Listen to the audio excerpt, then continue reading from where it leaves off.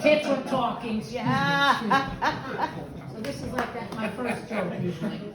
So, have you ever had a dating website, ladies? Men looking for tall women? I've never seen that. Have you? No. So there are no men looking for tall women. So I had to change my specs on my dating site. I had to write 5'9", barefoot, and 5'7", and naked. I've had 3 dates this week. I don't know what it is about height. It has nothing to do with it. Just like the length of your penis has nothing to do with performance. Yeah. So, now, you're a dermatologist, doctor? Yeah. Now, I used to date a dermatologist. No way. But he was always getting under my skin. So I dated a urologist, but he was always making me piss my pants. It was always so, when you're a nurse in the hospital, you get away with a lot. I mean, come on now. I mean, I worked in an intensive care unit. They were all in a coma, so I fucked it up. Couldn't catch it for a day or two.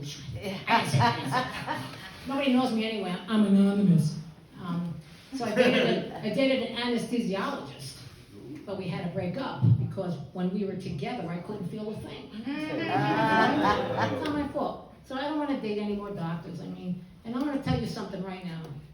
Nurses are not promiscuous. I don't know where you get that from. The last time I was in a 3-way, involved a lawyer and a judge, okay? So someone was talking about weed. I don't like weed because my lawn is filled with weed, okay? So I don't want any more weed. I don't want it.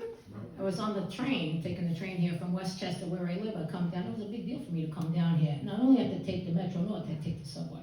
Ooh. Then I act like I owned it. Like a big shot, I don't want them to see how damn scared I was. I'm sitting on the train and I hear this girl talking. Oh, I got a new selfie stick and I was taking all these pictures of myself. Man, I look great. I said to myself, what the hell is she talking about? She's talking about the vibrator. Women never talk about the vibrator. They don't talk about it in public, and I know damn well I've never discussed it with my intimate friends. It's just like a taboo subject. So I leaned over, I said, excuse me, honey, we don't talk about our vibrators. She goes, what the hell are you talking about? I said, didn't you just say you were taking pictures of yourself with your new selfie stick? She goes, lady, the selfie stick is a tool. You hold your camera out here and you photograph yourself. I said, shit, so I'm on my phone deleting all those pictures. God damn it. And I was thinking about losing my virginity. Somebody says, oh, I lost my virginity when I was 16.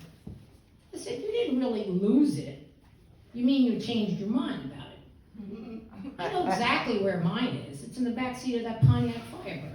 I gave it to the guy, and I decided, you know what? I changed my mind. I want it back. So I try to hire a private investigator. What are you looking for? My virginity, lady, forget about it. I mean, come on now. So I said, you know what? I made an appointment with a plastic surgeon. He's going to help me find my virginity. His name is Dr. Hyman. So, I have to tell you, I had a rough week. Monday, I had to go to the emergency room.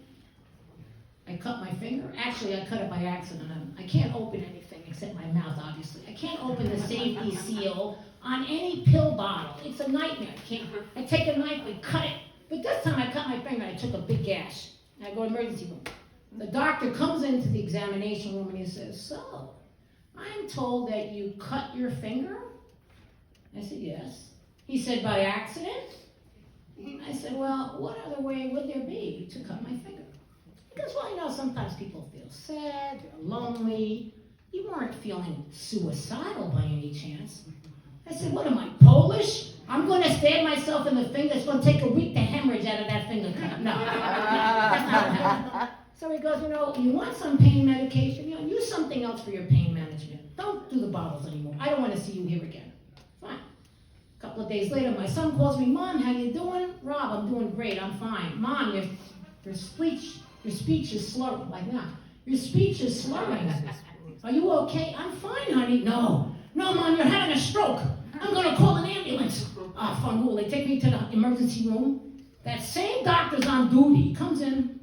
Oh, we did your blood and alcohol test. You are over the legal limit of alcohol. I I said, oh, really? What's the legal limit of alcohol watching The Price is Right? He said, why are you drinking at 11:30 in the morning? I said, you told me to look for something else to treat my pain. There's not one bottle of alcohol that has a safety seal on it, so I can just take the cap off and guzzle it up. And it takes care of the pain. I mean, that's how I think about it. And speaking of my children, they live out of the house. You know, they live in the backyard because they don't pay enough rent. Anyway, so my daughter says, you know, Mom, I don't want to leave you hanging. I'm going to leave you with Alexa. You know, Alexa's really cool. I said, who's Alexa? Artificial intelligence. I said, speaking of artificial intelligence, how's your dad doing? So, you know, Alexa's cool. She answers all my questions. She's polite. She doesn't leave a mess. So I want my kids to know this. I changed my will. Alexa gets a third. They get a third each. Thank you very much. That's it.